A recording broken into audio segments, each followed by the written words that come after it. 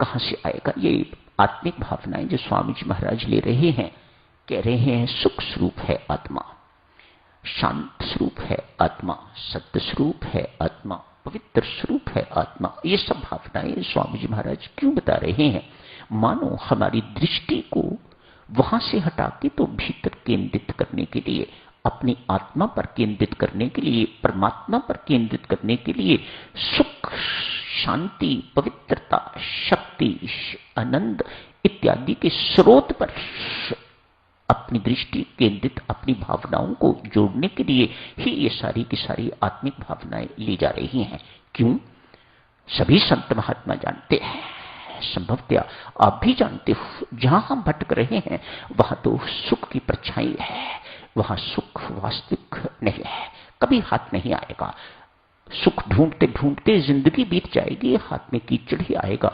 जैसे डुबकी लगाने वालों को हार तो हाथ में नहीं आ रहा था, लेकिन कीचड़ हाथ में आ रहा था। हाथ गंदे करके तो वह निकलते थे। यही हमारा हाल है। हम विश्व में सुख ढूंढते ढूंढते अपनी जिंदगी को बर्बाद कर देते हैं। अंदर बिल्कुल खोखला हो जाता है, अंदर ताकत नहीं रहती, आदमी के अंदर ऊर्जा नहीं रहती, मुख काला होता है।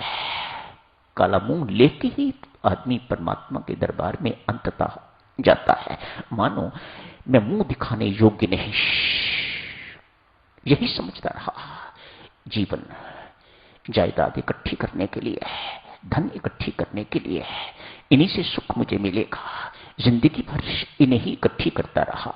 जिंदगी विद्या उपार्जन के लिए है, डॉक्टर बना, इंजीनियर बना, इलेक्शन जीते, नेता बना, इत्यादि इत्यादि।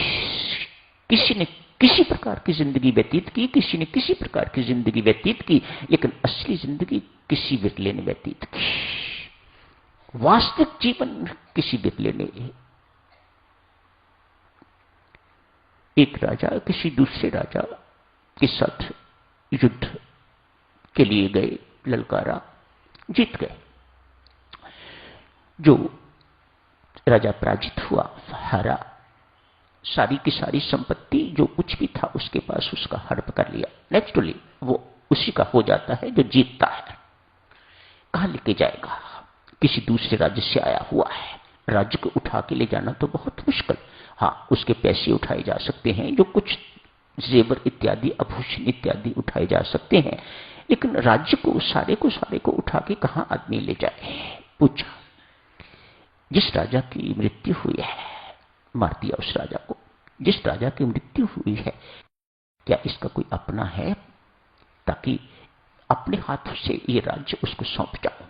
कहा है, पुत्र, इकलौता पुत्र है, पर वह साधु हो गया हुआ है, उसे राज्य इत्यादि से कोई सरोकार नहीं है। Is not at all interested in this wealth. Message भेजा, राजा ने बुलाया है, इनकार कर दिया आने से, मुझे राजा से कोई काम नहीं है। सुन के चकित ये जीते हुए राजा उस राजकुमार, साधु राजकुमार, संत राजकुमार दर्शन करने के लिए गया है, और लोग भी साथ होंगे। जाके राम राम हुई। कहा, बेटा मैं वही हूं जिसने तेरे पिता की हत्या की है, जिसने आपके राज्य पर जीत हासिल की है। बोल तुम्हें मैं क्या दूं? मुझे कुछ नहीं चाहिए। राज्य दे दूं? नहीं, मैंने कहा था मुझे कुछ नहीं चाहिए। मेहरबानी करके आप मेरा समय व्यर्थ न गंवाएं, मुझे भजन पाठ करना है, आप मेहरबानी करके लौट जाइएगा। आखिर चाहिए क्या तुम्हें?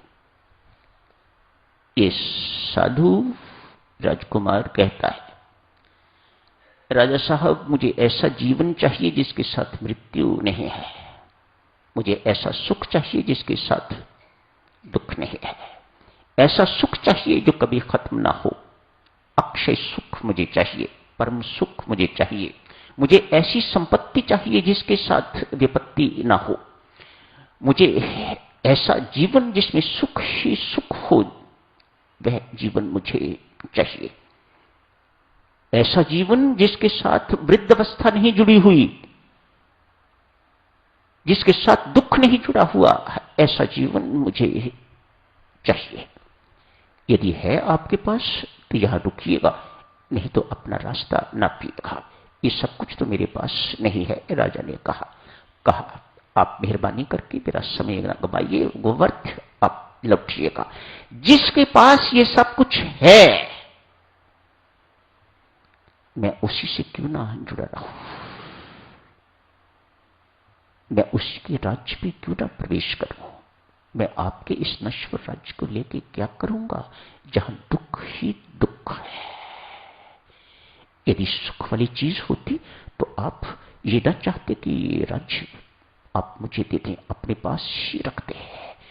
नश्वर, जो कुछ नश्वर है साधक चलो, उन सब चीजों का एक प्रभु प्रेमी, एक परमात्मा का भक्त जो उस स्रोत के साथ जुड़ा हुआ है, वह इनका त्याग बिल्कुल वैसे ही करता है जैसे सुबह सुबह हम उठ के तो मल का त्याग करते हैं, विष्ठा का त्याग करते हैं। उसके लिए ये सब कुछ विष्ठा के समान है, उसके लिए ये सब कुछ मल के समान है, मानो किसी काम की चीज नहीं है कोई। उसने असलियत को पकड़ लिया है, उसने सत्य को पकड़ लिया हुआ है जो शाश्वत है। तो साधक चलो यही समाप्त करने की इजाजत दीजिएगा।